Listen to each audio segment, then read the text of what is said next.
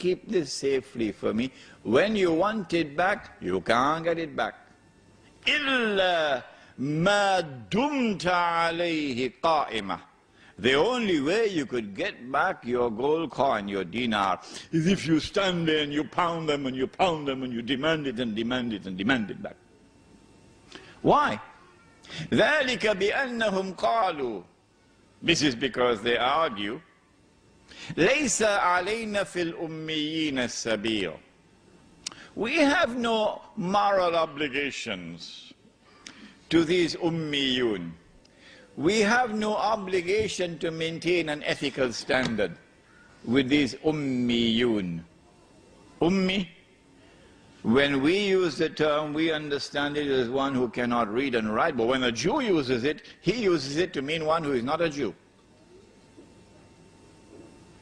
Gentile.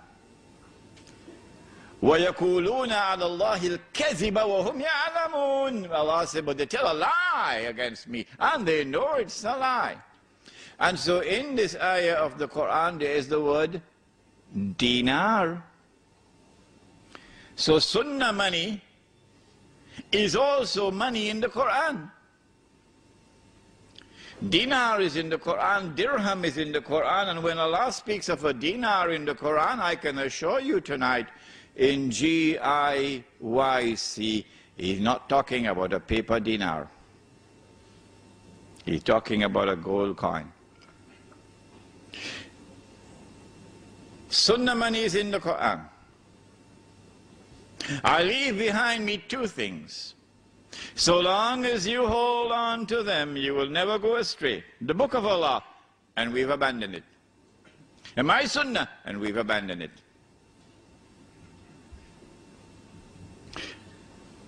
Why now was it haram to exchange 2 baskets of dates for one? Why was it riba? Answer: because dates were used as money. Since dates were used as money, if we permit a transfer of 1 on this side and 2 on this side, we will open the door for money to be lent on interest. That's why. Well, then why was it halal to exchange 4 camels for 1? Now that's an easy question. Who can answer that question for me? Yes? The 4 camels were male, and the 1 was female. No, that's not the answer. Yes? That's the answer, correct.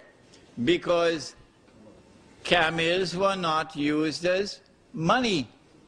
Did I tell you that story about the fellow who was paid his salary? He worked for the whole month, and at the end of the month he got his salary, and his salary was a camel. So he was taking the camel home when the camel died. So when he reached home, he said to his wife, salary died. Salary died. So wife said, go tell the boss. So he went and said, boss, salary died. Boss said, when I gave you salary, salary was alive. Salary was alive. Huh? Because animals are perishable. They can die. They can fall ill. If you use animals as money, you're going to have a mountain of problems on your head. And so animals were never used as money. Since animals were not used as money, you can have an exchange of 4 camels for 1, or 20 camels for 1. Now then, we've introduced you to Sunnah money. Now let us explain what are the functions of money. I need a haircut. And my wife says to me, Imran, I'm tired cutting your hair. Why don't you go to the barber? So I went to the barber. Barber cut my hair. I've got to pay him now. So I offer him a copy of my book, Prohibition of Riba in the Quran and Sunnah. The barber looked at me with a very strange look on his face. He said, Sheikh, I am afraid I'm not interested in reading your book. How can I pay him? This is called barter. Barter has its limitations.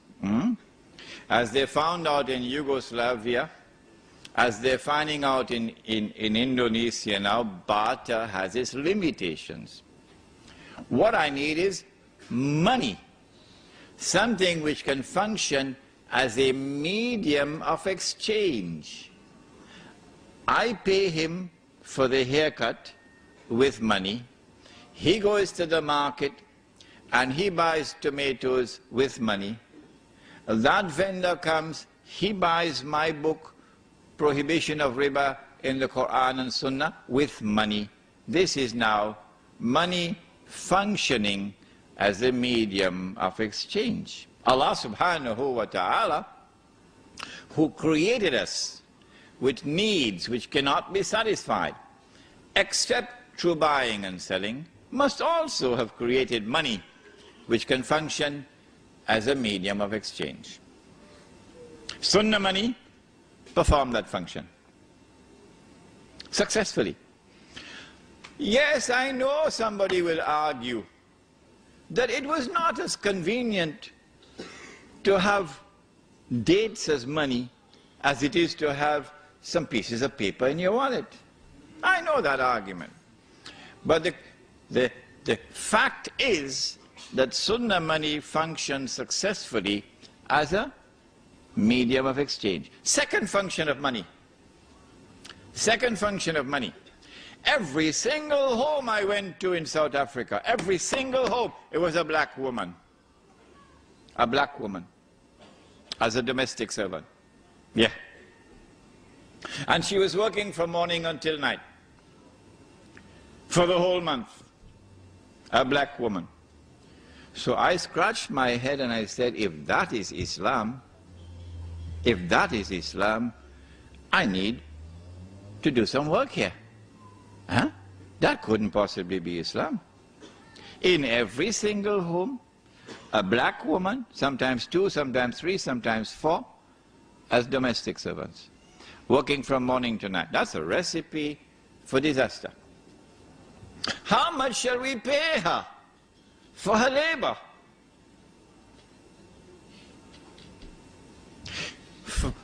One of the functions of money now must be to be functioning as a measure, a value.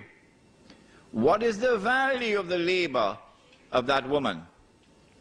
She works for the whole month, and a unit which she understands is a bag of corn. They call it mealie, the staple diet of the African people in southern Africa.